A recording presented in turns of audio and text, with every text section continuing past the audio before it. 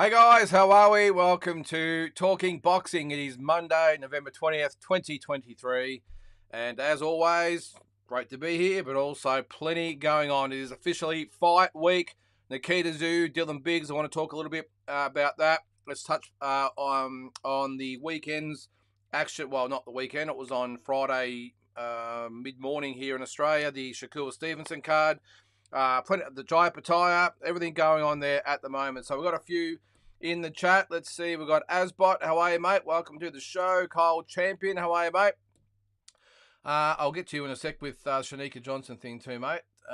Evening all says Glenn, and Jules is there as well. So great to have you along, guys. Now, before I get started, Kyle, so I don't forget, Kyle did send me a message about maybe getting some more Shanika Johnson fights on YouTube. I'll see what I can do there, mate. I'm just going through all my old discs and files and that sort of stuff. So I'll have a look there for you. So any other fighters you want me to look at, just let me know, guys. We promoted about 21 shows, I think it was, back in the day. So yeah, we've got a few there that we could probably source and put. There are a lot on there. Get on the Hosking Promotions YouTube page and check that out. Kyle, we'll start with you there, mate. What do we got? First comment. This is about the Biggs Tszyu. Well, I was going to actually touch on this. Cole says, is it just me or is Biggs making way too big a deal with his entrance fiasco? All right, so what I want to do is discuss this. We'll get this off the bat straight away because it's interesting that in the press conference today, pretty much all they spoke about was this. Now, I think even Nikita Tszyu mentioned at one stage, can we just please maybe talk about something else that's being made too big a deal? I want to hear your comments. Actually, before we get going, I will say I did a poll on this on Instagram a few days back. It might have been Saturday, I think it was. Friday, Saturday, I can't remember what it was. But 75% of you out there said that Dylan Biggs should come out second. So, as is tradition, the champion comes out second, gets introduced second. That is the way it's always been, but shall it be in this event? So I want to hear your comments, and then I'm going to give you mine. It might be a little controversial, but I want to hear your comments first. Let's see if we've got a few there. Glenn, off the bat, says, no, Tszyu is way out of line. Okay, it's interesting too. I will say that both Nikita and Dylan Biggs both saw the poll. So I'm surprised neither one of them said anything because we had about 150, 160 people that actually commented. So a nice little sort of test market, I suppose. And 75% of them said that Dylan Biggs should come out second. So as I said, keep the comments going there, and then I'll give you my spin on things that might not be what you want to hear. But let's have a look at what you have to say. So Glenn is definitely in the Dylan Biggs camp. He says Tszyu is way out of line. Asbot says Nikita is an awkward mofo. Hope he sends Biggs into oblivion. Okay. Adam, good evening, Lynden. Hope you're well. Hope you're well too, Adam. Welcome to the show, mate. And on that, you say Biggs is correct. So I'll comment now, and I'm sure the comments will come through anyway. Hayden Harradine, how are you, Hayden? Biggs was just poking him. Jules says, is it the fighters or just the camps? Yes, it's going to be... Well, I'll get to that in a sec. One more comment there from Mitch. Evening, mate. Great week for boxing. Yes, certainly is, Mitch. Looking forward to hearing your predictions for each fight Wednesday night. Always like hearing your predictions. Well, thanks, Mitch. I'm going to actually probably go through all of it officially tomorrow night. I'm going to do a bit of a preview of the card. We can quickly go over it tonight, and I'll give a bit of feedback, of course, but I will do a proper video that you guys can have a look at tomorrow and see what you think. I'll go through the entire card in a little bit more detail and, of course, the main event. So on to the big... Well, it seems to be bigger than the fight itself, doesn't it? Who is going to come out second? All right, so I suppose what we're going to do is... I'll just take that comment down. All right, so as I said, this is some of you are going to agree, some of you are going to disagree, some of you are going to strongly agree, and some of you are going to strongly disagree. But either way, here's my take. All right, so the champion has always traditionally walked out second and been introduced second. Okay, that just seems to be... It's not a written rule. It's pretty much an unwritten rule. Okay, so it goes back as far as boxing goes. And I'm assuming UFC and whoever else have adopted the same thing. And I get it. And I agree with it. I agree with it that the champion should come out second and be introduced second every day of the week. Okay, but what I'm going to preempt that with is in a normal circumstance. Okay, so I'm going to go to the other side of the fence. Nikita Zoo is pretty much 99% of this promotion. Dylan Biggs is not just the B side; he's probably the C, D, E side. I'm not having a go at Dylan here. I'm just saying it the way it is. This show is the Nikita Zoo show. So I 100% get it that himself and No Limit, George Rose said it today, that this is Nikita Zoo's show, so it's all about Nikita. He'll come out second. Nikita doesn't know what all the fuss is about. I think deep down he wouldn't really care, but I think he's just making a point. So in this instance here, as I said, 99% Nikita Zoo. The reason this fight is on Nikita Zoo, is on pay-per-view, is because of Nikita Zoo. The reason it's all over the national newspapers is because it's Nikita Zoo. The reason why both fighters are going to get paid, especially Dylan Biggs, I'm not sure what he's going to get, but it is because of Nikita Zoo. Okay, so and to be honest, brutally honest, if Dylan Biggs wasn't fighting Nikita on this show, his next fight's probably in front of 500 or 600 people up in Townsville. That's just facts. It's just the way it is. So I'm going to go against what I think is normally the tradition, for what I normally 100% agree with, by the way, but there are exceptions to the rule. Probably the most famous one of all time, by the way, and a lot of you guys and girls that probably aren't old enough to remember it, but Jerry Cooney back in 1982 was the challenger against Larry Holmes, who'd made probably 10 defenses by that point. And Larry Holmes came out first and was introduced first. Now, I don't know, that was an extreme circumstance, but in this, I'm just going to say this, like Dylan Biggs is fighting in front of 500 people in Townsville if he's not fighting Nikita Zoo on this promotion. And to be brutally honest, again, he has done nothing to promote this show. It's all about Nikita. Now, Dylan, I know it's not really his thing to be talking up. I know he's done his best, but he's natural. You can just tell his natural personality is to be a little bit more introverted, let his fists do the talking. And I get it. Not everyone's, an outspoken type of personality. I get that. But in reality, he's done nothing. I think if you ask 99% of the public out there that aren't hardcore boxing fans who Nikita Zoo is fighting on the pay-per-view this Wednesday night, I don't think they'd even know. And I'm not having a go at Dylan Biggs here, because I think I really admire him. He's a good young fighter, putting the title on the line, but that is just facts. And so I'm going to side with Nikita Zoo in this one, even though I would normally 100% say the champion comes out second. But there are exceptions to the rule. It's not a written rule, by the way. It's just the way it's always been. So I'm going to say in this circumstance, I think Nikita Zoo and the promotion, I think Nikita Zoo should come out. Look, end of the day, I think what probably one of them should have said, and I'm pretty sure they interviewed Dylan Biggs first, it should have just been, hey, let's change the subject. We'll sort this out between the camps. The fans don't want to know what's going on here. Let's just get on with it. So, but they sort of kept going. I think it might have been Nikita who actually was the one that said, hey, look, I think we're just giving this way too much. So that's just my opinion. I know a lot of you will disagree with it, but I just think sometimes you have to look at the event as a whole, and this event is the Nikita Zoo show.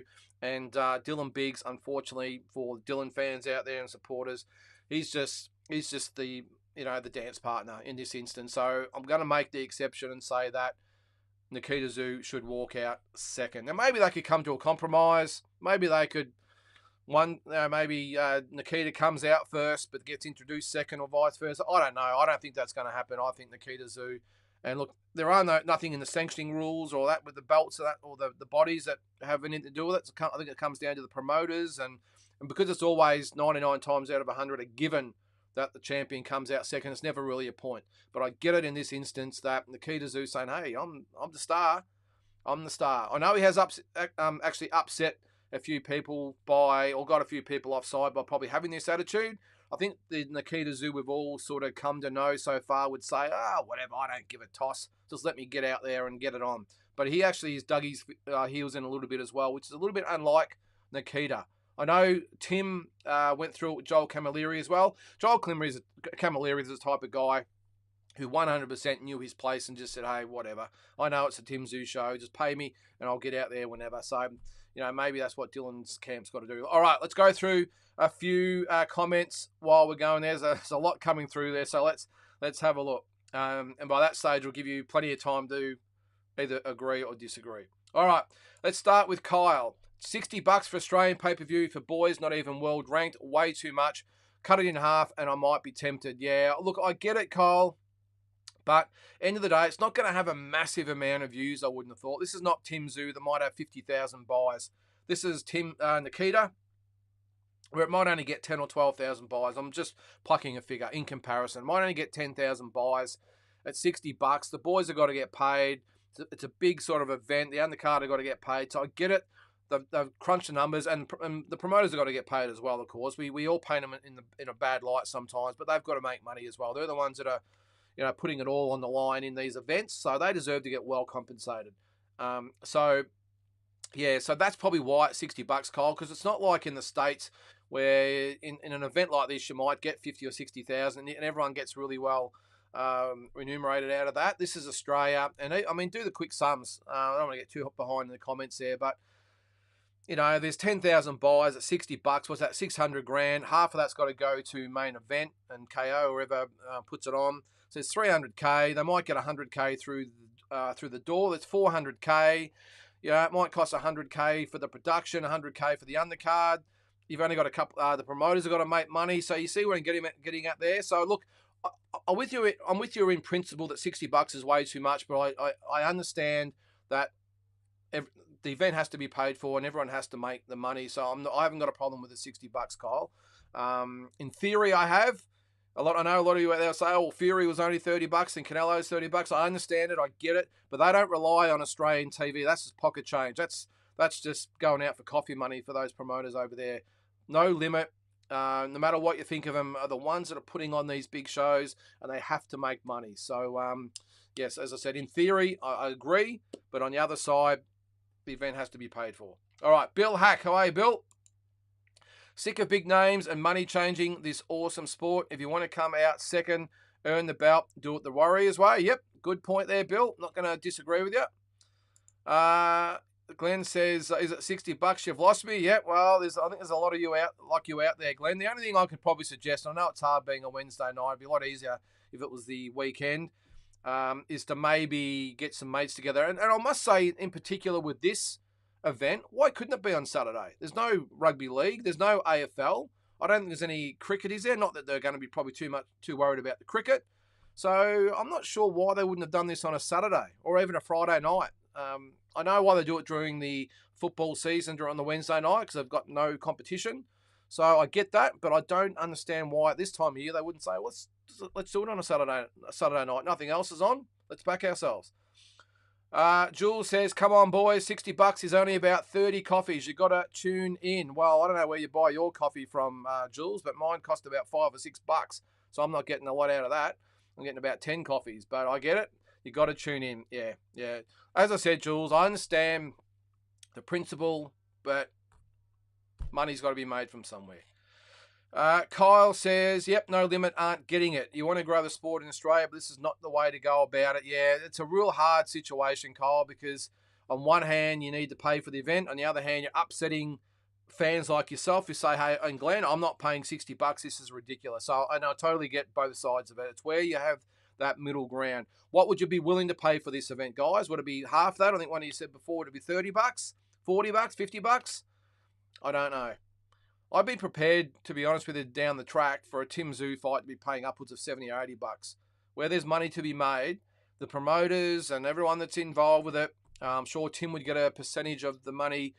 That'd be part of his promotional agreement. I would say that he'd probably get a limited purse by the promoter. Let's say he fought Charlo, just picking a fighter over there.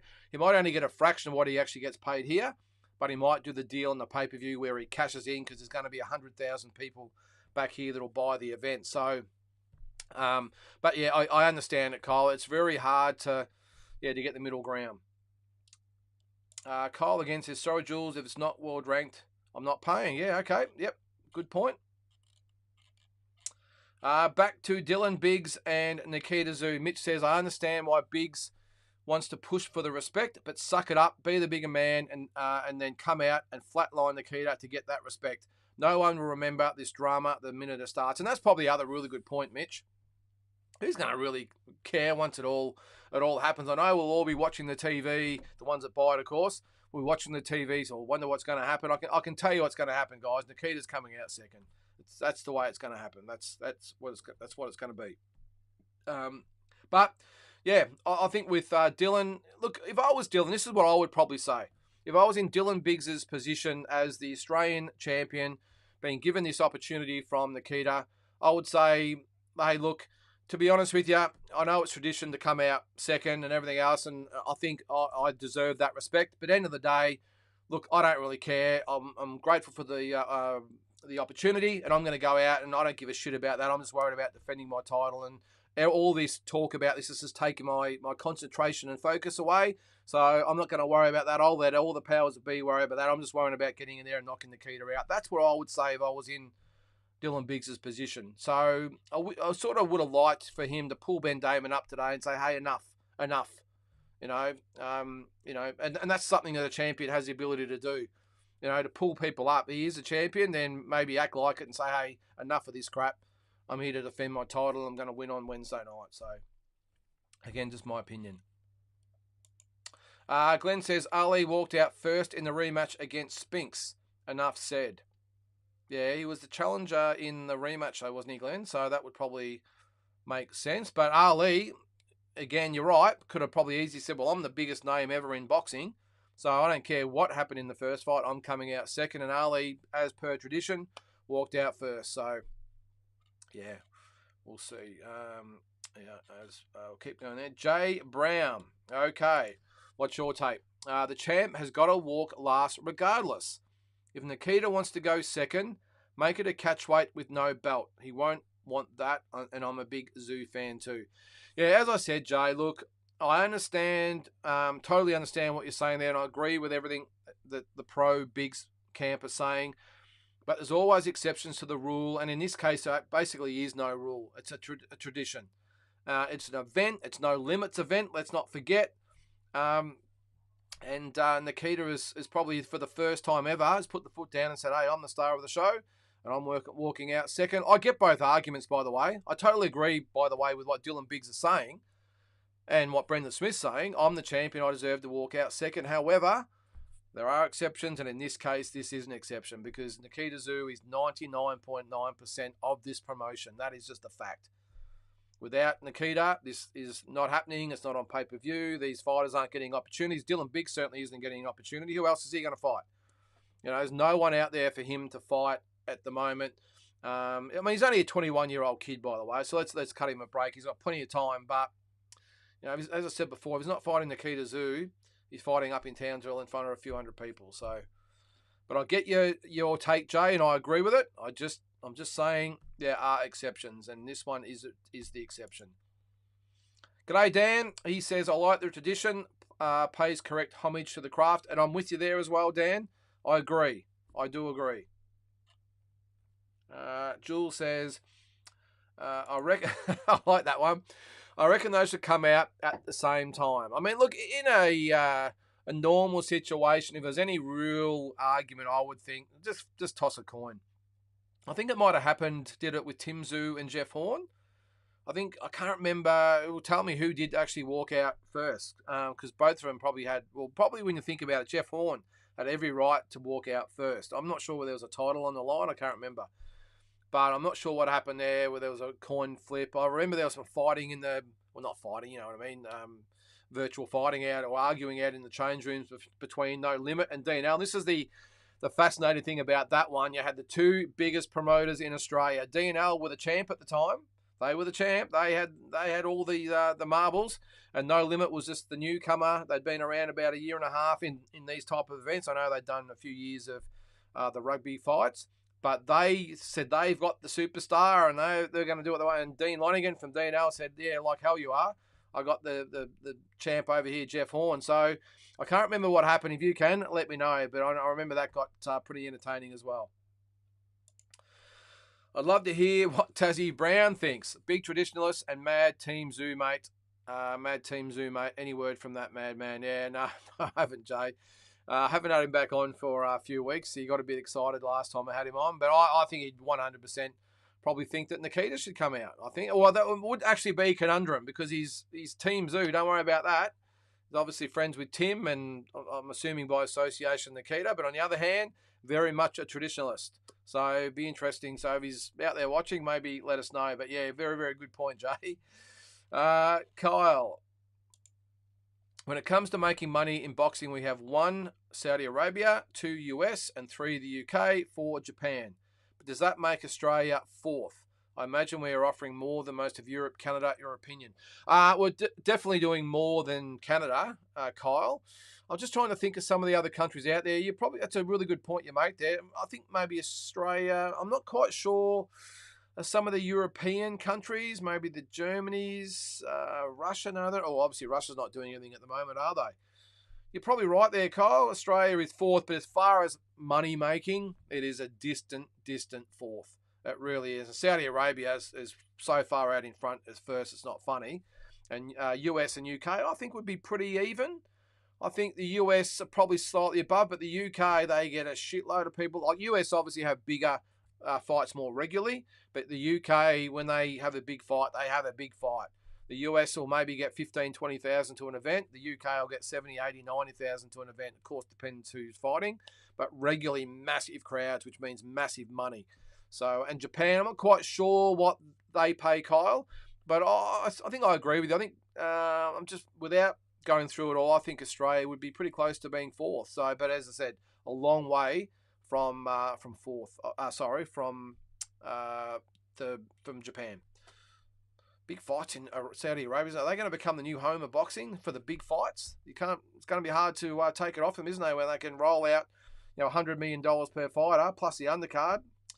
Wouldn't mind going to Saudi Arabia for the Fury Usyk fight, but yeah, I must admit, I'm not 100% confident or comfortable going over to Saudi Arabia at the moment, I've got to say.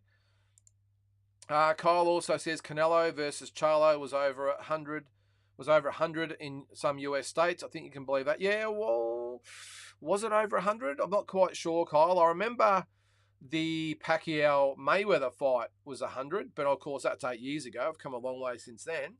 I'm not sure, Kyle. I would be surprised if it was over 100.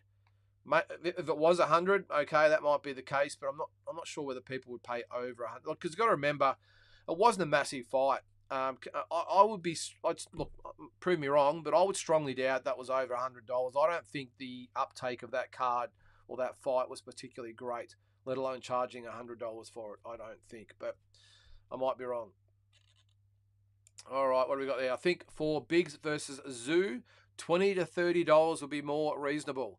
There's not that much at stake in this fight other than following Nikita's journey. Yeah, well, you're right, but as I said before, 10,000 buyers at $30. That's 300,000.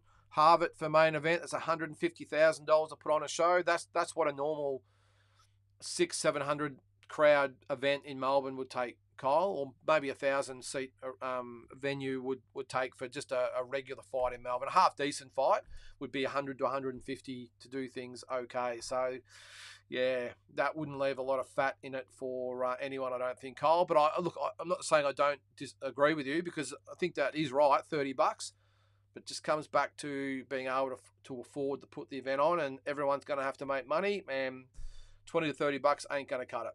Although, having said that, an argument might be, well, instead of getting 10,000 at 60, they might get 20,000 at 30. So, who knows? I think the real fans are going to buy it anyway. Well, not the real fans, but those real hardcore ones are going to find a way anyway. Kyle, I think it was. But anyway, Jules says $60 is $60, but for a well-run show like No Limits, every couple of months, I find it reasonable. It's 2 GA tickets to the footy. No Limit have been giving us free midweek shows. Yeah, well, that's another good point, Jules. And look, as far as the GA tickets to the footy, that might be league. That's nowhere near it for AFL. I think for just a walk-up ticket or online ticket for a general ticket at the AFL was about sort of 40, I think 40 to 50. So, but yeah, no, I'm with you there. I think you've just got to look at it. Well, for $60, what am I sort of getting? And you're right, you're getting a great show. What else would I get for $60? Look, it wouldn't even get you a general seat right up the back of some, 500 seat club in Sydney or Melbourne or Brisbane, wherever it might be. It's not, those type of events, even for those smaller ones, are charging $100. So I know it's easy to speak from here, but I don't want to talk for everyone. But I would think $60 for a night at the fights. It's like you're there, and I don't think $60 is too much to pay. But I get it. It is a bit of money for a lot of people these days. It's not easy out there at the moment, so I understand that. But if if you put all that aside and you look at it for what it is, I haven't got a problem with the $60. I really don't. Maybe cut it back to maybe 50 just to round it off a little bit. But again, I'll say it, everyone has to make money. And in this instance, 20, 30, $40, it just ain't going to cut it.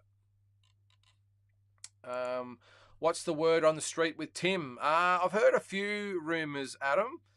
I think a lot of you have probably heard the same ones. I've had a few people in the know tell me that the Lynden fight is the one they're looking at.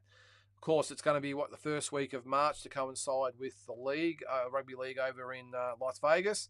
But look, it does make sense when you think about it, because Erickson Lubin only fought, did he fight a few weeks before Tim, or was around the same time anyway? So time-wise, it adds up that would be ideal for both. But everyone's playing the cards pretty close to their chest, I've got to say, Adam. I've heard a few rumours, but I'm not going to say them here because I don't want to, I'll look a bit silly if they don't come off. But all sorts of things being thrown around. But I think it's pretty clear that he's going to be fighting in Vegas in the first week of March.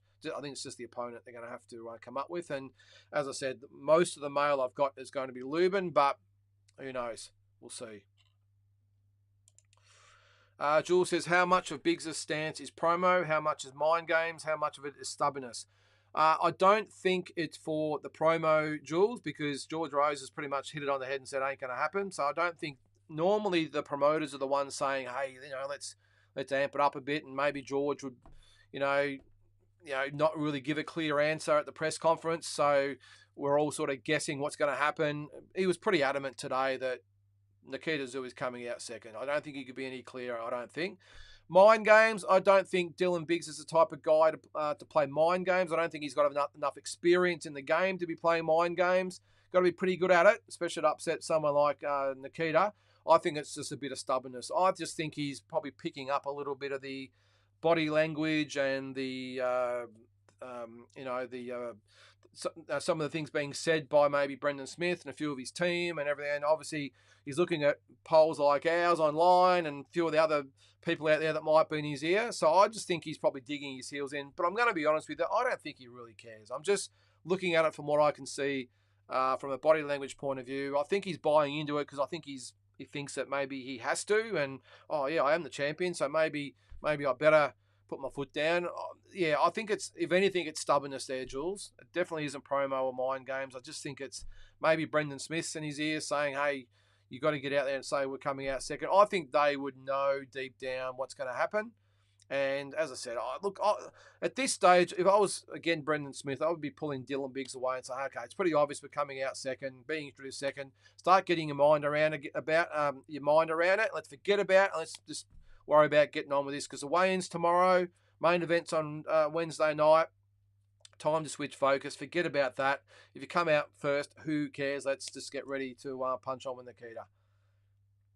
Glenn says, to be fair, I paid $40 to see a local PCYC tournament on Saturday night. So maybe 60 isn't that unreasonable. I agree with you, Glenn. And I know you're not physically there, but the production, you got to remember too, like the production of these shows, it costs a lot of money, which is why it gets halved. I don't think it gets halved in the massive events. So, for instance, if you got Tim Zoo, 50,000 views at $60, $3 million, I don't think pay-per-view's taking 1.5 million of it. I'm sure that'll have a sliding scale. But in events like this, I know it's half. So, and they do a great job. And I've seen them in action. I've worked with Main Event before, and I know, and other smaller ones, I know the amount of work that goes into it and the money. So, look, as I said a few times, everything costs money, and they've got to recoup it and then make money. And I'm sure in a perfect world, they'd only charge $30. But in this economy and the way the world is these days with expenses and what the fighters need to be paid and everything else, I don't think it's unreasonable. I really don't. Jay Brown says, Spence Crawford had the same ring walk drama. Both world champs, 3 belts versus 1. Spence went first. Good point there, Jay. Now, I'm pretty sure there was an agreement made that one walked out first and the other one would be introduced first. And it was that much of a big deal. I don't even remember who came out. Oh, there you say Spence went first. I was going to say, I was actually at the fight live.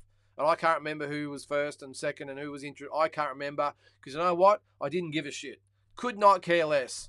And I think to the credit of the fighters in the lead up to it, and I think both obviously had I think both common sense prevailed, where one was that they both said, well, we're both champions. What do we do here? Someone's obviously come up with the whole, all right, well, I think they had a coin flip. Crawford, I think, might have won and said, I want to get introduced second, but come out first. There's always a common sense approach to it, but in this instance, I just think Nikita Zoo's he's the A side by a long, long way. So I get George Rose saying, no, our boys, it's all about him and he's going to come out second. But anyway, we'll see. Stephen Bateman, how are you, Stephen? Looking forward to Benavides and Boo Boo. Yeah, that's this weekend. Can't wait. Should be a good fight. Who's going to win, guys? I think Benavides will get the win, but I would not be surprised if Andrade wins. He's got just the style to upset Benavides. I'm just going to play it safe by saying I don't think Benavides would be taking this fight if they weren't supremely confident. They've got Canelo in their sights, maybe Morale down the track. I know they've got them all in their sights, and I think they see this as a very, very winnable fight. But geez, Andrade's a good fighter, so he's very capable of an upset. So we'll see what happens. But yeah, I am looking forward to it, mate, and we'll obviously talk about it next week. Kyle says we don't want Saudi Arabia to take control. It will just promote boxing inactivity. The best boxers will take the paychecks and fight once a year. Well, they do anyway, don't they, Kyle? But I agree with you. I don't like to see it. One, because, well, aside from what you said there, I don't like it because Saudi Arabia, I know they're putting up the money, but you look at the events, they're not real big events. Like the crowd, I know they get a lot of people fly in, but not all fight fans can afford to fly to Saudi Arabia, believe me. So I think it's a show for a lot of the rich and famous sort of people, and so it lacks the atmosphere. And I just don't want to see, as an example, Fury versus Joshua in Saudi Arabia instead of 90 to 100,000 people at Wembley Stadium. I think it would be the biggest travesty of all time for those guys. I'm just sort of using that as an example, but I would hate to see it. I know that's where the money is and everything else, but I don't like the fact that the boxing heartland is not getting to see these big fights in the venues and countries or cities where they should be. And you're 100% with the boxing inactivity, but that's just life these days, isn't it, Kyle? We almost need to have another episode just on that. I actually thought about doing a stand-on video and talking about the state of boxing as far as inactivity and the promotional companies and the sanctioning bodies, and just having a bit of a think tank about what's actually wrong with boxing, because I hate to say it, but we're just being left behind by the UFC. They fight regularly. They have the big shows regularly as well. They have the best fighting the best. They have one champion. Geez, if only, and I know UFC is a manufactured organisation, so it's not like it's evolved over centuries like boxing has. So it's evolved into sanctioning body. There was 1, then 2, then 3, then 4, and no real overseeing body that could keep them tied in. It just sort of spread into all these different factions. That's one thing about the UFC I love. But yeah, I'm not sure where we're going at the moment, Kyle. I don't know. Robbie Jones says $60 is $60. The fighters deserve to be well paid. Yeah, I agree with you, Robbie. Yep, agree with that argument as well. Jules says, just on Nikita, Glenn has been on a couple of times and told us they won't rush him. But it's an Australian title fight in 8. But is an Australian title in fight 8 consistent with this, or has the plan changed? No, I don't think it's changed at all, Jules. I think, he had 8 fights? He's 7-0, so this is his 8th fight. So I was just looking at the box rec there. So it's his 8th fight. No, look, I think they see this as a very winnable fight. I think they're looking at this as being about the time to get an Australian title. Then, of course, next one will probably be a international sort of title, an Oceania or not a global. What are they? The intercontinental, whatever the hell they call them these days. I lose track, but you get what I'm saying. But no, I don't think so. I think it depends on the opponent, Jules. I think they see Dylan Biggs as the ideal opponent right here and now, and I think they went maybe a step too far with Jack Brubaker. I think in hindsight, they'll look back and go, geez, wow, what a learning experience that was. But I just got a feeling that was just maybe 2 or 3 fights early. I mean, Jack Brubaker's not the most skilled fighter in the world, but he's hard, he's tough, he's experienced, and he can punch. So I think they just got a bit of a wake-up call. And I know a lot of you will disagree with the Dylan Biggs thing, but I agree with him with this fight at this time. I think he's the ideal opponent. Grab a belt. Dylan Biggs is a very, very respected opponent, even though he's only young. And I think he's custom made for Nikita's style. So I think it's actually a good call. And one thing I will say, Jules, and everyone out there, Glenn Jennings has been around way too long to make the wrong call. And I know he's almost slipped up a little bit with at the other with Brubaker and Ben Horn, but he's a very, very calculated manager. He's obviously been around the block a lot of times, and I think, knowing Glenn the way I do, he would have sat down and looked at this and went, okay, this is... And I got no doubt, too, they probably have a whiteboard in the office or a virtual whiteboard, or they'd have all the names down that they're going to tick off and where they want to be at a certain time and what belts they're going to go for and what opponents they're going to go for. And, yeah, I haven't got a problem with it at all, Jules. I think at 20... What is he, 25, 26... Still plenty of time. I would think he'd have another 12 months of these type of fights. Obviously, this is a 10-rounder. I think he'll fight, obviously, 10-rounders from here on in. Maybe in another year and a half, they might throw a 12-rounder at him as well. So, yeah, no, I haven't got an issue with it, Jules. I just think they're a very, very well-rounded and experienced team. And I know there's no guarantees in anything, as we saw with Brubaker and Ben Horn. But, yeah, I think this fight on Wednesday is the ideal opponent at the ideal time.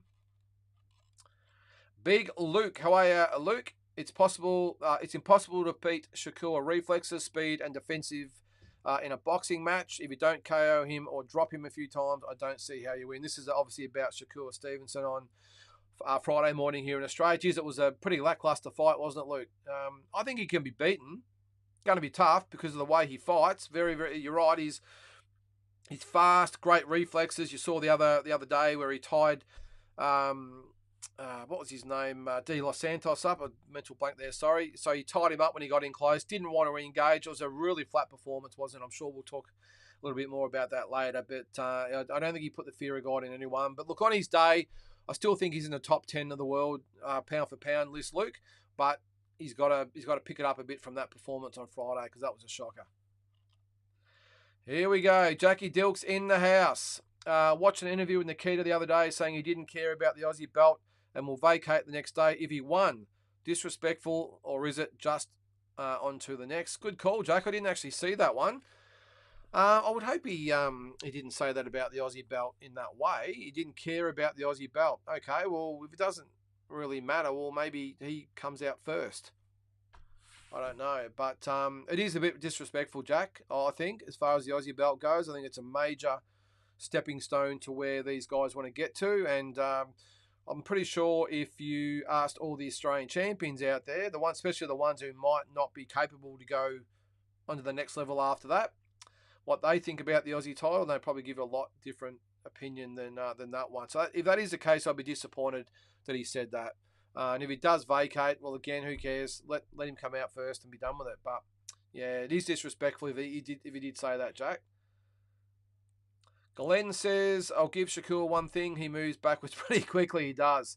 He's pretty good in the clinches too, isn't he, Glenn? Yeah, it was just a flat performance, wasn't it? It was really hard to sort of get your head around. It just neither fight. Well, De Los Santos was trying to push the fight, but Shakur Stevenson had absolutely no interest at all in engaging with him at all, and just was content just to go through. Get through the fight. I know there's been talk about possible injuries or illness, whatever it is, but I don't buy any of it. I think he just had a flat performance against an opponent who was probably maybe a little bit awkward for him, and just struggled. But as I said in the review, or not the review, the weekly roundup on Friday, check it out if you haven't on YouTube. I just think these types of fighters, they do have off nights like this. And sometimes they're lucky to get through. I think he won clearly, but I think sometimes they almost need a wake-up call every now and then just to give him a kick up the bum or the backside. And I think hopefully this will be the one. Maybe he's trying to play coy a little bit so he can get some of the other fighters to maybe want to fight him. I don't know, but it definitely was a flat performance, wasn't it? Bill Hack, complaints about $60. Does anyone understand how little $60 is nowadays? Cost $200 to take the family to movies. Come on, guys. Fighters need to be paid. They have short careers. Yeah, look, I'm with you, Bill, but I'm not going to presume to know the financial situation of everyone out there. $60 to a lot of people is a hell of a lot of money. It could be the difference between having your head above water and below water, so I get it. But all that aside, your point there is spot on.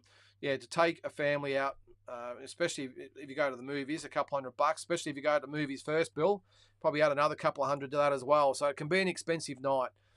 Everything's expensive these days. And look, as I said before, I think $60 is, in the scheme of things, reasonable. But I do understand that in this day and age that we're living in, that $60 is $60. So I get it. Maybe what you got to do, guys, is find out a mate that might be putting it on, and maybe just happen to be in the neighbourhood and knock on the door and rock up with a 6-pack of beer.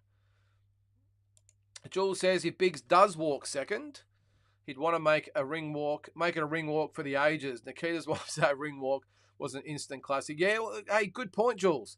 What's the benefit of having Nikita come out to, and I don't think it'll be the YMCA this time, because I think I spoke to Glenn and he said that they like to have a different type of song all the time from the 80s. So I'm sure it'll be something we'll think of. I would like to say maybe you can take our tune, Walk Out to Safety Dance. I reckon that would be a really cool song to come out to. What do you guys think? What 80s song could Nikita come out to? I reckon the Safety Dance would be really cool to come out to. Or something from Flashdance or Footloose or something like that. But you're right. If he comes out to whatever it might be with all the bells and whistles, I'm just waiting for all the the clowns and people on stilts to follow him out. That's what I'm waiting for next with Nikita. But you're right. But I've seen him come out. He's very methodical, not a lot of fuss. So I'm with you there, Jules. If he does come out second, he'd want to have all the fireworks and flares and everything else going off, wouldn't he? Stephen says 50-50. Okay. You got it 50-50 what, who wins? Or 50-50 who comes out first? You're torn. Let us know your tip there, Steve. Who's going to win? None of this 50-50 stuff. We're 2 days out, mate. We need a winner. Luke, back on the Andrade and Benavides fight. I have Andrade getting worn down in the second half like Plant did. Late stoppage or unanimous decision for Benavides. Yeah, I'm sort of picking Benavides by, well, maybe the same. Maybe late round stoppage. I think if Andrade's going to win, it's going to be on points. I don't think he's going to engage with Benavides at all, Luke. I think he's going to be box and move and clinch and all the rest of it. But I think he's a better fighter than Plant, to be honest. So I think he's got a shot. But as I said before, I'm just not quite sure whether Benavides will be taking this chance against Andrade, who's a great fighter, very good fighter, of course. If he didn't think he could beat him. So let's see, will we? What's it on Sunday here in Australia? I'm not sure. Is it on main event or is it free? I'm hoping it's free. Let's have a quick look while we're going there. And I'll just have a quick look at the app at the moment. No, it's not letting me. There we go. All right, let's have a quick look. So we've got Zubig's. We've got, no, it's not on main event. So it must be free, hopefully. All right, still on the $60. Jay Brown says needs to be $60 to fly out Sean Porter for a non-showtime local show. I did see that, Jay. I nearly fell off my chair when I saw that today. They're flowing Sean Porter out for Nikita Tszyu versus Dylan Biggs. Now, I know what they're trying to do as far as pump it up, and the promotion, I will say, has been very, very good. For what should just be a Wednesday night fight between these guys for the Australian title and the diehards watching it and everything else, they've actually done really, really well to promote it out there to the point where all over the national newspapers, they've got headlines about. I know they've got an arrangement with No Limit. I get that, where they slip in all these stories in the lead up to it. I understand that, but I think they've done a pretty good job for what they've done. But to fly Sean Porter out, as I said, Joe, I nearly fell off my chair. Hang on, what are we getting here? All right, I'm not going to watch that. Okay, all right, I'll watch that later. Jack, watch the episode. Don't send me messages. Yeah, I'm with you though, Jay. How the hell they can afford to fly Sean Porter out? That would be on main event though, Jay. Main event would be flying him out for that. So who knows? Maybe they paid for his airfares first class. Probably cost him $20,000 for airfares, accommodation. Maybe another 50 in his pockets. That might be a $70,000 exercise. So maybe that's the point. But No Limit, I don't think they would not be paying for Sean Porter. That would be main event. Notorious. What is that? Notorious Noid. Thoughts on Kai McKenzie KO? Yeah, that was bad, wasn't it? I was going to actually mention that. And I've got to apologise to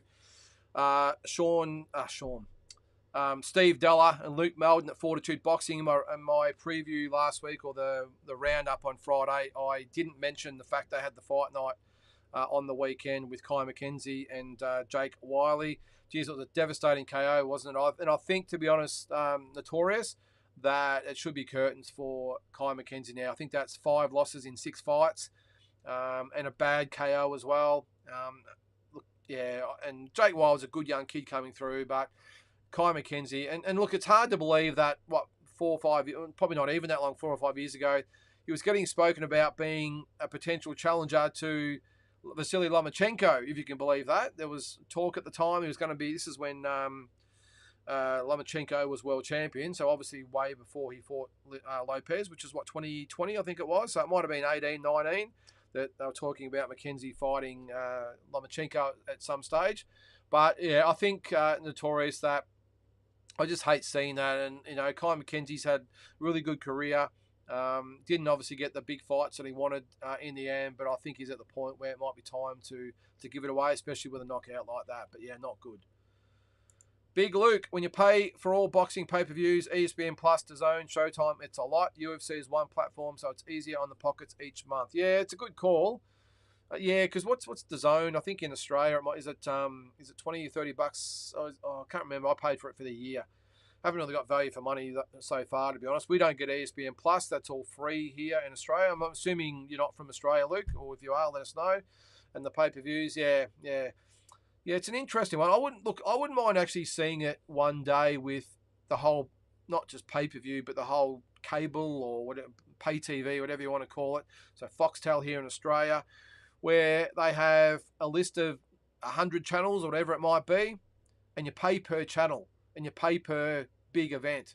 So, you might pay, I'm sure I think there's a rugby league channel. There's obviously an Aussie Rules channel where, yeah, it might cost you, $7, $8 a month for that. You might have $5 per movie channel. You might have whatever. So you can pick, rather than having these big packages you got to take where you don't watch half of them anyway, or probably 3/4 of them, where you pay per channel. But then when the pay-per-views do come out, you got to pay for them as well. So it just has a bit of a sliding scale. So the whole thing truly becomes pay TV. So I know there'll be a lot of channels that probably go out of business, but I don't know. What do you reckon? I mean, I'd probably watch 3 or 4 movie channels, or they'll probably get rid of it and just watch Netflix or Paramount or all the others that are out at the moment. And I'd probably have the Aussie Rules channel. That'd be about it, to be honest. And just pay for the main events. And maybe even with the AFL channel and the rugby league channel or cricket channel, you pay per game. It might be $2 or $3 a game. I don't know. I'm just sort of thinking out loud. But who would have thought that years ago, when I remember when pay TV first came out, I mean, oh my God, it was like, we're in true future world at the moment. It's like being Back to the Future 30 years in advance. That we'd be here now, where the mainstream, they are the free to air channels, the 7, 9s, 10s, and ABCs. Barely anyone watches it anymore. They all watch streaming services or pay TV or whatever. So who's going to say that in 10 years' time we don't have something similar to that, where you just have a list of channels that you pay for? Who knows? But we'll see. But you're right, Luke. It's getting pretty unaffordable for a lot of people. Kyle says Nicholson versus Wildheart this Sunday. Yeah, I did forget about that. Kyle, I'm looking forward to this one. I saw the Perez fight again, and Sky looked much better than her previous fights. This could be the match where Sky steps up. Yeah, look, I'm full of praise of Sky Nicholson, Kyle. I think she's a world champion in the making. As long as she stays away from Amanda Serrano, I think she can definitely win a world title. So let's hope Amanda Serrano goes to UFC, as she's been speaking about. But yeah, big fight. Wildheart's tough. She'll come to fight, no doubt about that. So if Sky can get past this fight, then I think she's almost ready for a world title shot. We've seen other girls or ladies get shots before, where Sky is. Ebony Bridges being one of them. So yeah, if Ebony Bridges can do it after 4 fights, get a shot, then I've got no doubt that Sky Nicholson can do it as well. But yeah, now is that on? I'm assuming it's on DAZN. Kyle, let us know. It'll be what event is it on? I won't go into it now, but I think it's on a DAZN show on Sunday, isn't it? So we'll have a look out for that. Big Luke, you think Tank would tag Shakur and possibly stop him? Based on the performance the other day, Luke, yeah, 100%. I think Tank would maybe stop Shakur, or Shakur's pretty slick, so maybe beat him up for 12 rounds, I would think, and win a decision. But Shakur at his best, That's a great fight. It's a really, really good fight. I'm just trying to think out. If you're asking me who I would pick to win that fight, at the best, got to remember too, Shakur's coming up. Maybe it was the weight had a bit of an issue, or was an issue as well in the fight. I'm backing Tank Davis to win that one regardless, Luke. I think if both are at the best, Tank Davis wins. Jules, question without notice. Any idea where Benjamin Bomber is at? Well, who knows, Jules? He still might be at home in the fetal position, licking his wounds or sucking his thumb or whatever it might be. I hope not. Look, at the end of the day, okay, yeah, he was embarrassed. He talked it up. He flew the trainer over from Mayweather's gym. It was Mayweather's gym, and he talked up a hell of a fight. He promised everything, and unfortunately, yeah. As they say, if you talk it up, you got to back it up, and he come a cropper. Let's face it. I would hope though he would take it as, and most fight fans have forgotten about it now, so it's not like they're ever going to dwell on it. So the fight fans move on pretty quickly. I would hope that he took it on board. I was going to say took it on the chin, but he literally did, didn't he? And get back into training. He's only a young guy. Take it as a wake-up call. Get back into training. Adjust the mindset where you forget about all the theatrics and bringing in the trainers from overseas. Plenty of good trainers here that can just get him going again and just start the way back. Now, start at the lower promotions or sign with a No Limit or even he's from Melbourne, so maybe even a Wild Fighter or Big Time Boxing. Sign with one of those promoters. And look, it happened to Mark Sleeves. He's now on a No Limit show on Wednesday night. He did the same thing in his last fight. Maybe just bide your time, sweet talk a few people in the know, maybe at No Limit or Tasman Fighters or whoever it might be, and just start to get your way back and eat a little bit of humble pie, I will say, and I'm sure all will be forgotten. Because he's still a good young fighter. He's just not as good as he thought he was, unfortunately. And I will say that's a little bit of a credit to Isaac Harbin. He's probably gone a little bit too far, but you would have seen the press conferences where he said, hey, I want to fight Zarafa again. I don't think it's going to happen, by the way. I don't think Zarafa would come back. A bit like Tim won't go back to Zarafa, I don't think. But Isaac saying, yep, okay, he chinned me. He's got all the bragging rights, but I want that fight again, and I'm going to start the way to getting another fight with Zarafa. Good mindset to have. He did what I said. He ate humble pie. He's had a win since then over the Japanese fighter. So, I think... that's what I would suggest with Benjamin Bomber. But at the moment, no idea where he is, Jules. Andy, hi, mate. Welcome to the chat. Remember, guys, if you've got any questions, topics, discussion points, just put them in the chat below and we'll have a yak about it. Larry Liston, how are you, Larry? The Saudi December 23 card is packed with Aussies. Joseph Parker, well, he's not actually Australian, Larry. He's Kiwi, but still from this part of the world. Mark Demore. Okay, I haven't heard of Mark. Now you've said that, I'm going to have to look him up. Mark, what is it? Demore. Never heard of him. Jai Patira, of course, and also New Zealand's Junior Far. All right, the Viking. Let's have a look. Oh, the heavyweight, isn't he? Is he? Yeah, he is, sorry. Yeah, there you go. There you go. Well, obviously he's been fighting... His last fight was in 2014 here in Australia. Since then, he's fought in Germany. He's fought in England. He's fought in, looks like Czechoslovakia, Switzerland. It looks like Hungary. Geez, he's got around a bit. Looks like Poland. Okay, well, there you go, Larry. I was not aware of Mark Demore. He's got a 41-2-2 record, 36 knockouts. So he's fighting, okay. Just move my light there. Filip Hrgovic, who of course beat Dempsey McKean last time out. Okay, really good fight that one. So I'm just seeing who he's lost to. He lost to David Hay in the first round back in 2016, and got stopped in the first round by, if I can move my light there, John Wyborn back in Sydney in 2004. How old is this guy? So he turned pro in 2004. So he fought all over the place, but okay. So apologies there, Larry. I did not know Mark, but all right. So yeah, as I said, he hasn't fought in Australia for nearly 10 years. So Junior Far, you reckon Park has a good chance of upsetting Wilder? Yeah, I do. If he can avoid getting chinned. So that's my big caveat there, Larry. And I know that's an easy thing to say because you're going to get punched in the face at some stage. I think he can. Look, I've always made no secret of the fact that I think Deontay Wilder is probably one of the worst or least talented heavyweight champions ever, if not of all time. Again, he won the title. He had 10 defenses, so hey, that's great. But as far as pure ability goes, oh my God, he's skill-wise is horrendous if you ask me. And it was highlighted against a skilled fighter in Fury. And he has been exposed a little bit by some fighters in the past, but he's had that get out of jail card, which is that right hand, which he's done. I think if Parker can get past the first 3, 4, 5 rounds, and Wilder, tends to wind down a little bit or tends to gas a little bit, I think he's capable. Got to remember, Joseph Parker's a former heavyweight champion as well. WBO champion, beat Andy Ruiz. I know he got beat by Joe Joyce and AJ beat him as well. But on his night, I think he's capable, 100%. He's just got to avoid getting chinned there, Larry.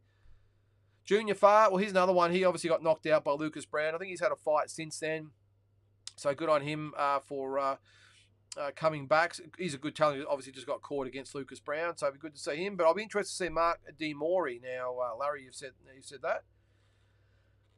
Glenn, Tank might beat him. He's still somewhat untested at this stage. But both Haney and Teo beat him relatively easy, in my opinion. That's Shakur Stevenson. Yeah.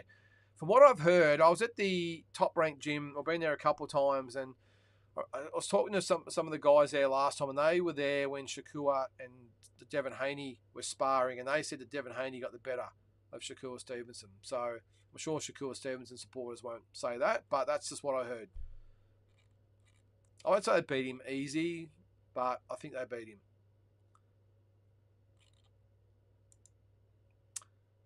Lynden, Shakur is not top 10 pound for pound. Well, yeah, I don't think I had him in my last top 10 anyway, Glenn. I think around the mark anyway, but based on the performance the other night, absolutely not. I agree with you. I'm just trying to think where I had him. Maybe I didn't have him in there, but anyway, he's definitely not in there now, Glenn. I agree.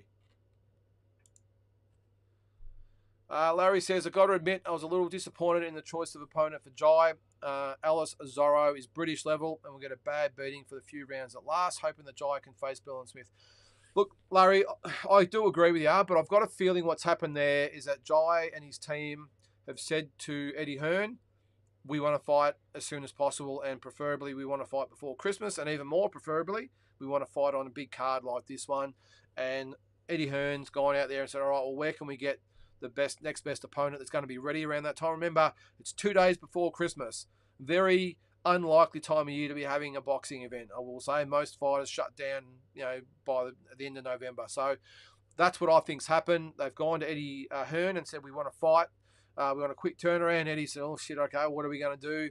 Gone through his little black book, and they found Alice Zorro, who's 17-0, by the way. So I get that he's probably only British level, but he's a credible opponent.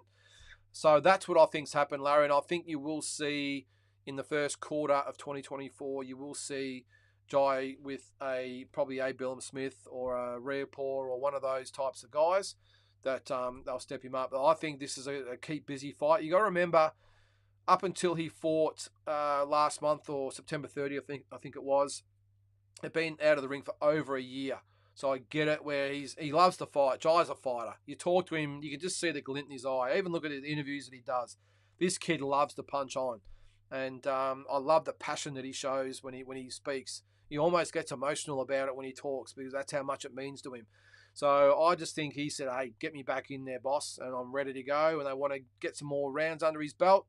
He only had 4 rounds. They were one-sided. So, I mean, these are like guys like Jai used to fight 3 or 4 times in a week in the amateurs. It means nothing to them to back up really quick. So I got no dramas with it.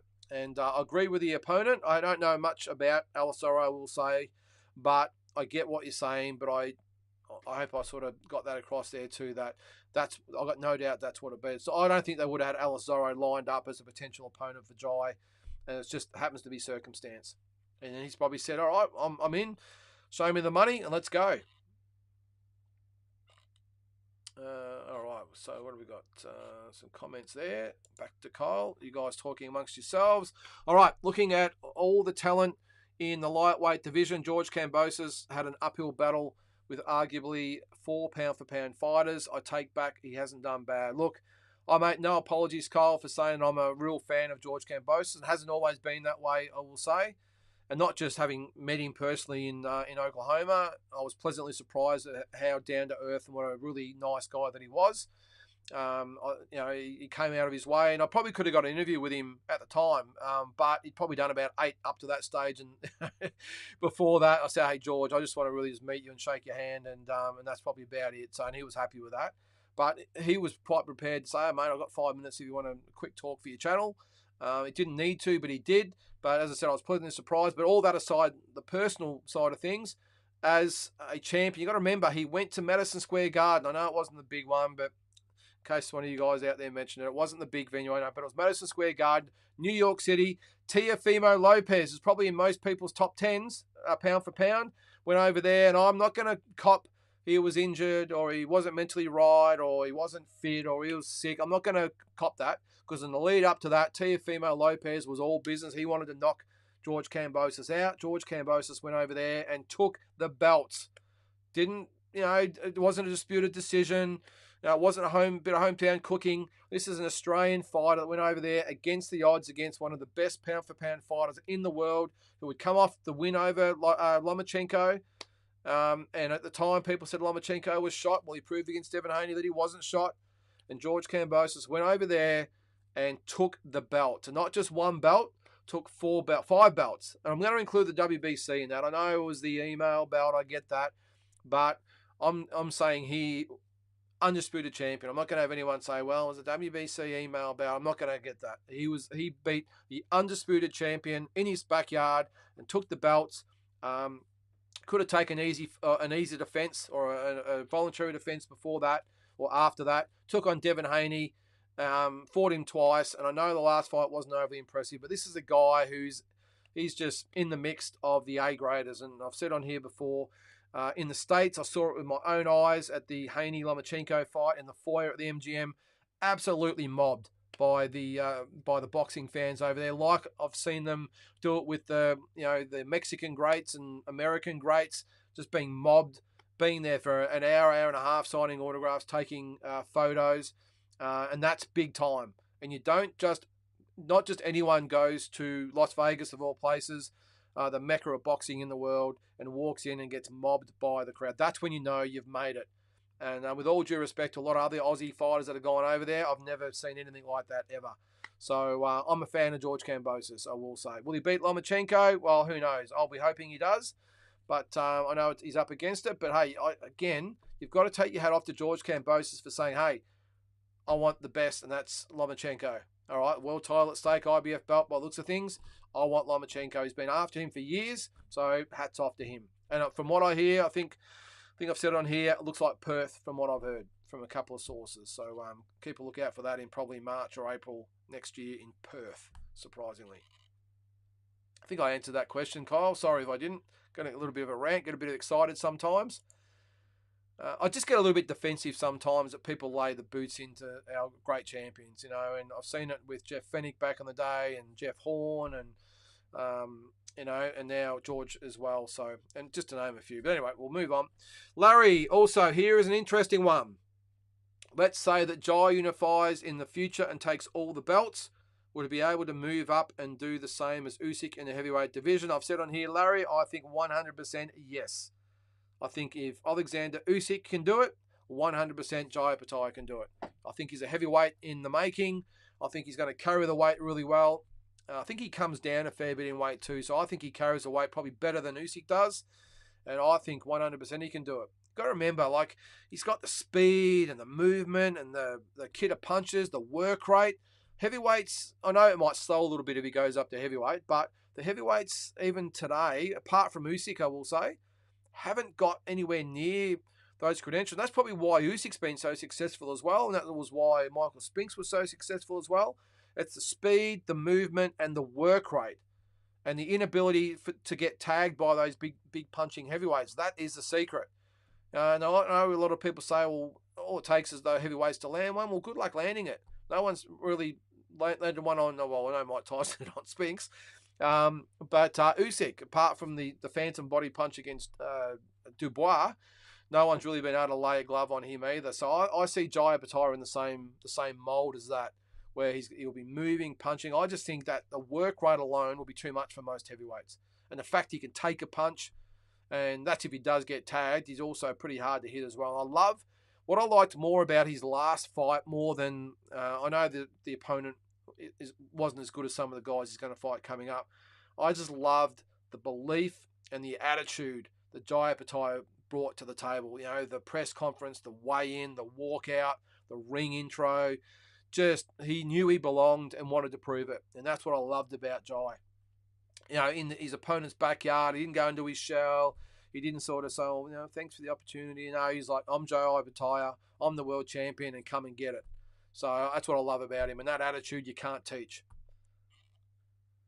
Jules, question or comment about Isaac Hardman. Hardman's still got a lot to say about Zerafa. Can he talk himself into that rematch, or does he need to move on? Oh, look, I applaud Isaac for trying to start the drums beating, but I would think, Jules, that Michael Zerafa has Isaac Hardman, well and truly in the rearview mirror. I think it would take something unbelievable to happen for Michael Zerafa to give Isaac Hardman another fight.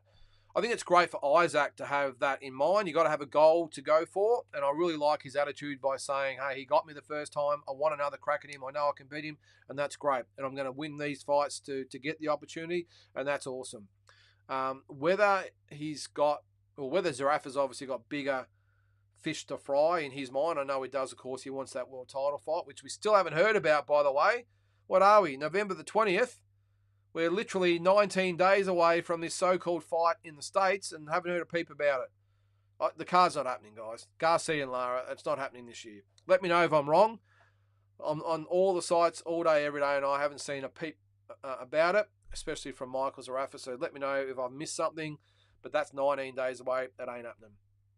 But on that there, Jules, as I said, I applaud Isaac Hardman for having that Zerafa back in his sights, but no matter when and where Michael Zerafa eventually fights, I don't think he's got Isaac Hardman in his sights at all. And I think Isaac Hardman will probably have to be content with going a different route. But who knows what could happen in 2 or 3 years' time.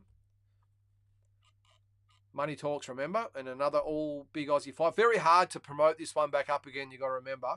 It's not like Isaac lost a decision. He was knocked out in 2 rounds. I know he was caught cold and all the rest of it. Very hard to sell to the fight public someone that's been knocked out in 2 rounds by another fighter. Extremely hard. Extremely hard. St Kilda, 1, 2, 3. Go the mighty Saints. I'm worried, but thinking Nikita on points going the full 10. Fingers crossed. Going to be a tough fight, St Kilda. But as I said before, I don't think he takes that fight or his team takes that fight if they're not 100% confident that he'll win. Stephen Bateman, I'm a bit behind in the comments here. Sorry, mate. I got Benavides versus Boo-Boo 50-50. Don't know who will win it. Yeah, it's a good one, Stephen. I'm going to go with Benavides, but not with a lot of confidence. Jules says, I love that Sean Porter is virtually an Aussie citizen now. Well, he is. He seems to come out every couple of months, doesn't he? Really like his commentary. He has a great podcast. You got to get him on. Deep Dive Lynden. Yeah, well, I'd like to. Probably could get him on. I do listen to his podcast, Jules. And I'm with you. He's a very, very good commentator. I like him. I think I've told the story that when Tazzy and I were in Vegas last September, we went to his dad's house in Las Vegas. It was a gated community. Went in there and we had a drink in that with Sean's dad. Sean apparently lives up the road from his dad. We didn't actually get to meet him. But maybe next time we're in Vegas, if Tazzy and I are there, we'll go knock on his door. Maybe he might get us on. But I'd love to get him on, Jules. Maybe I should. I think he would come on, to be honest. I really do. I think he's the type of guy that if you asked him, he'd come on. Jack Dilks. John Min back December 9, by the way. Exclusive episode coming, I'd hope. Yeah, John Min is back. What card is that on? Jeez, don't tell me that there, Jack. John Min. If you don't know who John is, what's the best way to describe him, Jack? He's probably a journeyman, I think would be the best way to describe him. Actually, while we're going, I'm going to bring him up. Sorry, I've got myself out of focus there. See if I come back. Anyway, it'll come back. All right, John Min. Let's have a look. You got to see this record. Fight anyone, anywhere, anytime, and you need guys like him. He's called the Junkster Min. 9 wins, Jack. 34 losses. Hang on. I know we're going off topic here. I've got to show you this. 9 wins, 34 losses. He's Jack Dilks' favourite fighter. When's the last time he had a win? Who's that? Bo Callahan. Shame on you. Actually, I had Bo Callahan on one of my shows once. All right, so what's he got there? 9 and 34. He's been knocked out 27 times. Do you think, Jack, it might be time for the Boxing Commission to step in and say, John, you've had enough? You've been knocked out 27 times. Anyway, actually, I have actually had him on one of my cards before. Who was that against? Hang on. Caleb Kozak.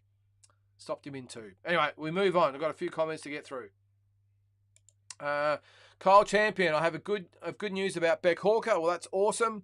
She's back in training, looking to fight within the next first quarter of next year, possibly early first quarter. Great news, Kyle. Big fan of Beck. She's a warrior. She comes to fight. And let's hope that she gets a potential shot at Sky Nicholson down the track. Andy says, Benavides versus Andrade should be entertaining 50-50 fight, in my opinion.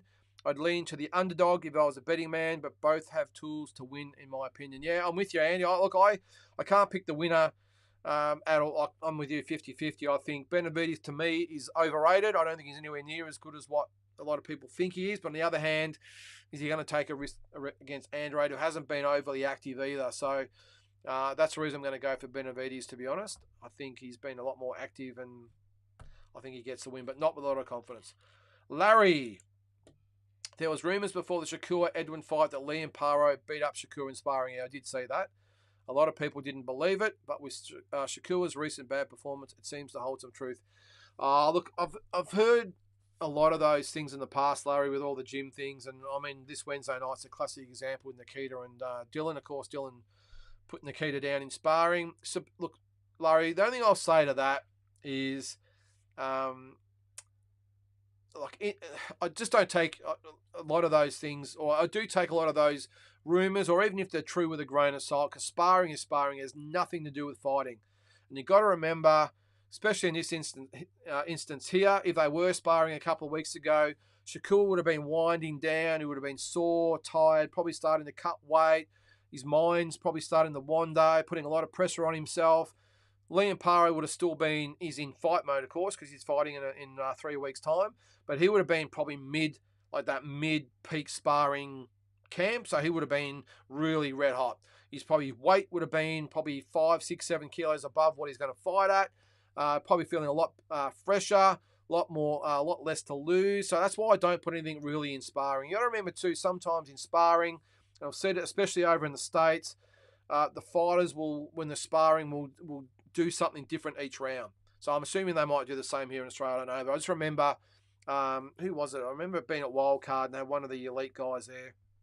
And one round was boxing from long range. Another round was in close. Another round was boxing off the ropes. Another one was boxing from orthodox. Another one was from southpaw. You know what I mean? So a lot of these things go into it. And then when you throw in all the variables like Liam Paro being 3 weeks behind Shakur as far as preparation goes, he would have been a lot fresher than Shakur. Because at that stage, Shakur would have been, as I said, just starting to wind down a little bit. As I said, what it might have been starting to look at the weight situation. The whole build-up might have been weighing a little bit on him. So, as I said, I don't really take a lot of that. And what you find, too, in a lot of these spars, which I'm assuming might have happened with Nikita and Dylan, you're in there, one fighter's completely switched on, treating it like a fight. The other fighter might just be going through the motions, gets caught early, and while he's not really concentrating, remember it's supposed to be a spar, not a fight, so he gets caught. Just so many intangibles go into the sparring situation. I don't really take a lot of note of it, to be honest, but I did hear the rumours, Larry. But even if it did happen, if Liam got the better Shakur, there's nothing that says that if they do fight that the same happens. I think fighting, as I said, is 180 degrees different to what sparring is. Jack says, don't think Benjamin Bomber had much of a chance when we saw his trainer arrive in the same day we got back from Vegas. Well, yeah, Jack was with us in Vegas, and was it Vegas? No, we weren't in Vegas, were we? Yes, we were. We were in Vegas. I forgot. We went to Stockton first and then Vegas. Well, we got delayed overnight by 24 hours. We're actually on the tarmac, ready to take off, and boom, the announcement come over. We had to get off, go to a hotel, stay overnight, and then get the flight the following night, which was 24 hours later. This is 11:30, 12 o'clock at night, by the way. And his trainer was sitting on the same flight as us. So he actually literally got off. I think we got home at 8 or 9 in the morning. He literally would have got off that plane, probably went to the hotel, had a couple of hours sleep, and would have had to go into the arena. And the poor bugger never even got to go in the corner. He was wiped out in one round. So, yeah, but I do remember that well, Jack. Got to say, the IHOP was good that morning, though, wasn't it? We stayed overnight and got IHOP the next day, and it was well worth the money. Cole says, yes, the Sky Fight is on DAZN. Funny how everybody's petrified of Sky fighting Serrano, but if it was Shanika versus Serrano, would we be more comfortable? No, I'm about the same with both, Kyle. I think Shanika, it's a hard one because I think Sky's a little bit more skilled than Shanika, but Shanika's got a bit more power and strength, I think. But there's no reason why Sky can't go through a career winning every fight on points. No drama. But Serrano fights like a man. She just does. She and I'm not sure whether Sky could keep her off with 12 threes. Maybe I'm wrong, but time will tell, I suppose. Andy says UFC is like one of 4 sanctioning bodies: WBA, WBC, IBF, WO. MMA guys should ask for unifications with one. Bellator. Boxing isn't as restricted, and fighters get paid better in the upper end. Yeah, I sort of get it there, Andy. I suppose it's a bit like the wrestling, isn't it? WWE. There's other bodies out. I know it's fake, by the way. You don't have to tell me, but it's the same setup as these organisations are. I think it's exactly like the UFC, except of course the UFC is real. I hope I haven't shattered anyone's childhood by saying it's fake, but anyway. But yeah, look, I get you. But UFC, to be honest with you, like in comparison to UFC, none of the others really matter. I know to the real hardcore MMA guys, they will, but the UFC is a behemoth compared to those. They're just, it's like the WBC against the WBU. It's just different. So I understand there are other organisations, but really anyone that's anyone is with the UFC. Just like anyone who's anyone in wrestling is with the WWE. This is a little bit differently because you've got the best of the best spread out amongst 4, 5, 6 different, the 4 big ones, of course, 4 major sanctioning bodies, different promoters, different sanctioning bodies are aligned with one. And the point I suppose I'll make in support of that, or to back that up, is that you've got fighters that are ranked number 1 by the WBC who aren't ranked in any of the other organisations' top 15. So that just shows how wrong the whole thing is. To align yourself with the sanctioning body, it's ridiculous. It really should be you fight X amount of opponents and you get X amount of points by the sanctioning bodies. Because by rights, if you're ranked number 1 by the WBC, surely you're ranked in the top 5 or 6 of the other organisations as well. Just doesn't make sense. So that's where we're different, Andy. I get what you're saying and you're right, but I just think it's a little bit different with boxing. Larry says, if you remember, the PBC actually tried to create their own belts, a bit like the UFC back in the day. Yeah, they did. It didn't really get any momentum, did it, Larry? And look, PBC, I think, in my opinion, went out with having this in mind, of trying to create, hence the name Premier Boxing Champions, obviously a take on Ultimate Fighting Championship.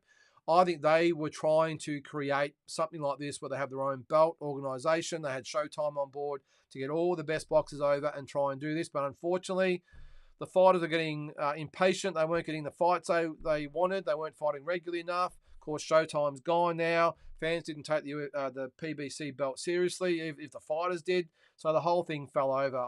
But they're probably the closest it's come. Really, when you think about it, I think most fight fans and fighters, I suppose, see the Ring magazine as the belt. Unfortunately, it's not. And I've had this argument with people before. It's not an officially recognised belt.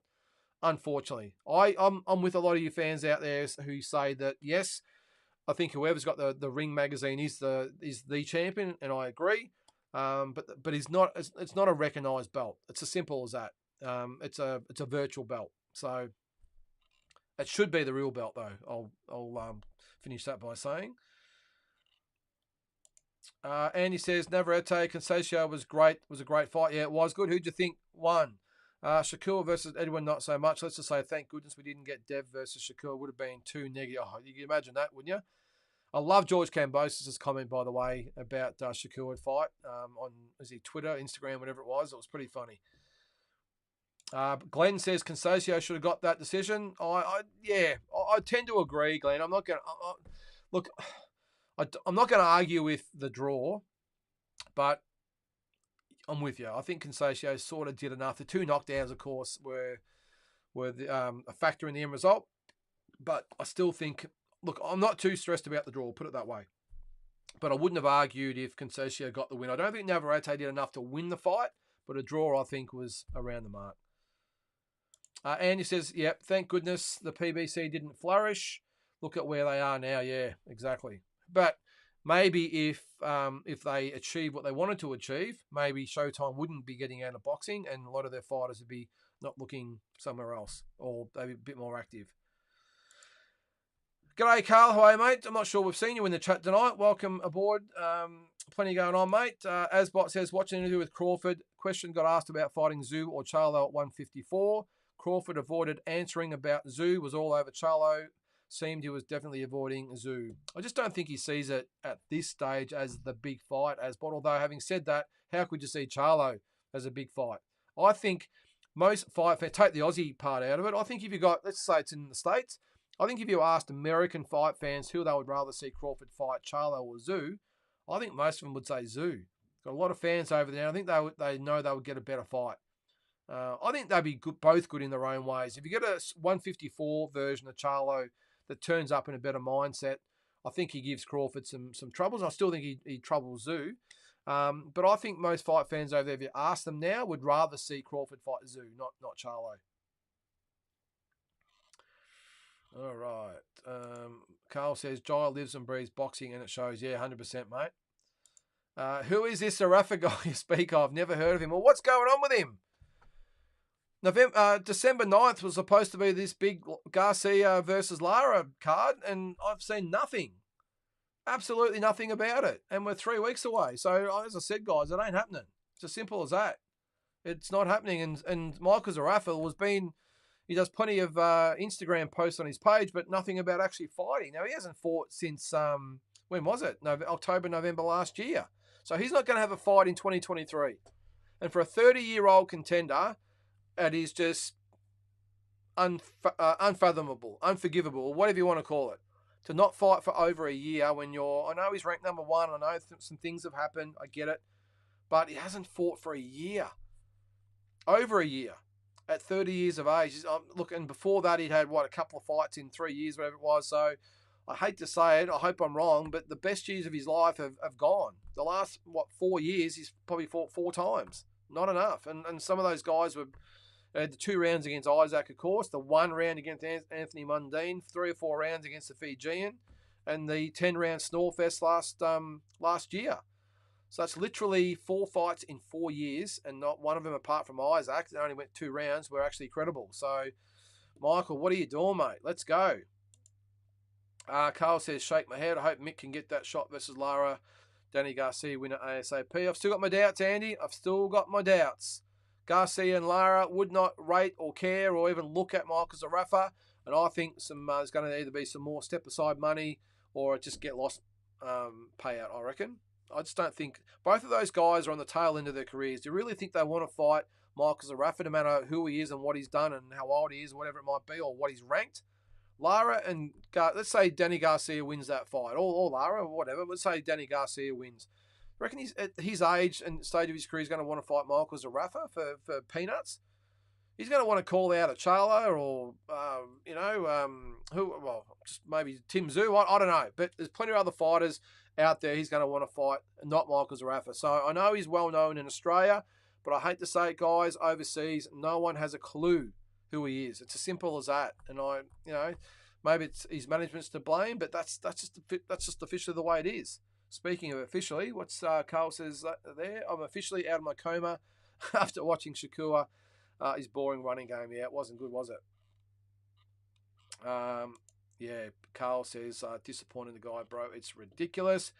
Andrew Williams. How are you, Andrew? Hi, Lynden. I know I'm very late to this, but didn't Lucas Brown have a go against Miller? He did. He got knocked out, I think, in the 6th round, Andrew. I think he's going to Spark Dubois. Miller, yeah, I think so. Definitely Andrew. Yeah, but Lucas, well, he's got sparked out by Miller, but he also sparked out Junior Farr. So Yeah, I think that'll be a good fight. It's a pretty good card. So you got Opatai, Zorro, Joshua Wallen, Wilder, Parker, Bivol, Lyndon Arthur. Okay, 23-1 Lyndon Arthur, and Dubois and Jarrell Miller. Yeah, good card. And as I said on the roundup on Friday, I don't mind it. I don't mind the card. At this time of year, it must be hard to put together a card of any magnitude. I think they've done okay. Not the card we wanted with Joshua Wilder and a few of the others, but I think it's okay, and it's worth getting up at 4 or 5 in the morning. I think so. Larry says Danny Garcia versus Lara was supposed to happen in October. Then it got moved to December. Before that, it was August, by the way. Now it's rescheduled to the start of next year. The platform is still the question, though, for PBC. Who knows when it's going to happen, Larry? But look, at the end of the day, I'm not quite sure what happened in August. I don't think that's actually been 100% explained yet. Then it was October. Then it was December. Now it's early next year. I've still got my doubts, Larry. I've still got my doubts. Carl says, can't wait to see Paro wipe the floor with the WWE wrestler Montana Love. I think Paro wins that fight pretty comfortably, mate. Bill Hack says, anyone know what's going on with Jacob NG? Has he fought since Billy Dibb? I loved his fights. No, he hasn't fought. Bill, I hope he comes back. He's got way too much talent. I did see him in the corner, one of the fights on the Ace Boxing show last weekend, or the one before, whatever it was. Looking nice and healthy. Looks like he's a lot heavier. He's not looking chubby or anything, but he looks nice and full. So I think he's a long way over the lightweight limit. Let's hope he comes back. I'm not quite sure why he wouldn't be back. I know he got disqualified, but so be it. You move on. Still a good name in Australia. Some really good fights out there for him, and he's only a young kid. So I hope that hasn't discouraged him, but time will tell again, I suppose. Carl says, this Diego Pacheco kid looks the goods. Needs work on his defence, but he got a mean uppercut. He has got a really good uppercut, hasn't he? I liked him. I liked Carl. I think he's got a big future. Really good young kid. Good card of fights it was too. Larry says, by the way, since you were at the US Olympics in 96, did you watch the infamous Floyd versus Todorov fight live? And what was your thoughts on the overall experience? I did actually watch that live, Larry. I was in the building that night. I thought Floyd did enough to win, but Todorov was a really good fighter. He actually beat Robbie Peden before that. Robbie Peden was favourite to go on. So how good would that have been if Robbie had fought Floyd Mayweather at the Olympics? But Todorov, very, very good fighter. A very, very good amateur fighter. And there's a massive difference. He's one of those guys on the toes. And I always liken it to arm fencing. On the toes, poke, poke, poke. No power at all. It's just quick, land a little punch, no power, just land it clean and move. And that's all he did. Floyd had more of the pro style at the time. As I said, I thought Floyd might have done enough, but no arguments with Todorov. I can't remember what the scores were. I know it was close, but yeah, Todorov was just a great amateur, just a champion. I think did he win the gold or did he get beaten in the final? I can't remember. I think he might have won the gold, but I think he was world champion. I actually saw him the following year in Budapest, Larry, and I think he won the world title that year in 97, the year after that. So, yeah, just a great fighter. What was my thoughts on the experience? The Olympics, probably as good as you can imagine, Larry. Just a great experience to be part of, and a childhood dream, of course, to walk out at the Olympics in front of 80, 90,000, whatever it was, with the Aussie uniform on, and then to put the Aussie uniform on to represent Australia. It was great. Not so much the result, though, Larry, because I was bundled out in the first fight from Kazakhstan. So that wasn't great. But overall, apart from that, it was pretty good. The eating hall was probably a highlight, I've got to say. I think it seated 4,000 people, or 1,000 people, whatever it was. It seated a lot of people. 24 hours McDonald's all over I think there was 6 McDonald's in the village. Free food, but everything in the village is free. So in the eating halls, they had all different foods of the world, as you can imagine. The whole world's there, of course. So they have every type of dish under the sun. I think the Americans' contribution was Macca's, but 100% free. And after the fights, Justin Crawford and myself went to every McDonald's. We went around, did a tour, and ate McDonald's at every single one of them. That was our little post-fight little exercise that we did. But yeah, all the vending machines were free. Just help yourself. Everything was free. Everything. But yeah, great experience. All right, we've got a few more before we finish up for the night. I read a stat that CompuBox records state that Rigondeaux versus Casemiro was the lowest punch thrown fight with 93 Shakur last fight second with 101. Geez, only difference is Rigondeaux past his prime. That's an amazing stat, Carl. That is amazing. He needs to pick up his game. He's going to be taken seriously. He talks it up a bit. Had a bit of a crack back at the fans, didn't he? But yeah, he's got a long way to go, I think, Shakur. But I think he's too good not to come back. I think it was just a poor performance.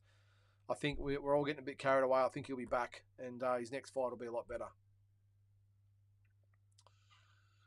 Another one from Larry. Navarrete Robson, 114, 112.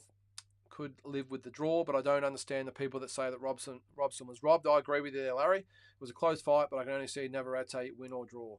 Okay, so you had it for Navarrete. Oh, okay, all right, okay. You didn't think Consocio did enough. Yeah. Well, either way, it was close. No matter who you think won. Andy says, Jamel gone on holidays to splash that Canelo cash. IBF on brink of stripping him too. Yeah, I think he'll get stripped. Andy, I think Jamel has got no interest in fighting the Russian, and you'll see one less belt for him as well. Andy says if Zarafa was smart, he'd stick to his guns and force the WBA middleweight Mando, because this is very likely his last hurrah at a title. The problem is Andy's taken the step aside money already, so he's got to step aside. It's as simple as that, unless he maybe offers to give it back. But they'll say, okay, we'll have it back, but now we're going to take that plus more money for the inconvenience of it. So, yeah. Mate, I've said it 10 times before anyway on here. If it was me, I cannot believe you would give up a guaranteed world title shot for, and I know there was rumours it was 40, but then I actually heard it was more like 150. I don't care if it's 250. I'm not taking that money for a guaranteed world title shot. You'll get that 250 or, sorry, 150, whatever the hell he was paid. That'll just be a down payment for his next fight, for defending the title. So I don't get it. Carl says, Andy, you'd have to stop taking step-aside money in order for that to happen. Yes, exactly right. So, but we can all agree to disagree on all that. Well, guys, look, that's going to be it for this week's episode. Another hour and a half that's gone amazingly quickly. Really appreciate everyone tuning in. Next week will be the last show of the year. I'm actually heading away for a couple of weeks before Christmas, so I'll finish up next Monday. Now, I've got some giveaways next week. I'll do a little bit of a quiz or something to give some stuff away. I've got 3 or 4 items. I've got a boxing deep dive t-shirt. I've got the Hall of Fame glove. I've got a Cambosis Haney scarf. I think I had something else anyway. But I've got some giveaways that we'll give away next week, and I'll think of some questions or something that we'll put out there for you guys to answer to win that stuff. So make sure you look out again on Friday for the weekly roundup. The last episode's on there now, and I am going to do probably the world top 10 this weekend, and I've also got another one in the works with just an offshoot show of the greatest knockouts of all time. We've done the best movies, we've done the Australia's biggest controversies, we've done all sorts of things. The next one, when I get a chance to do it, will be the biggest knockouts of all time. So we might have a chat about that next week. So until then, thanks again for joining in the show. Look forward to next Monday, and hope you have a good week. Catch you then.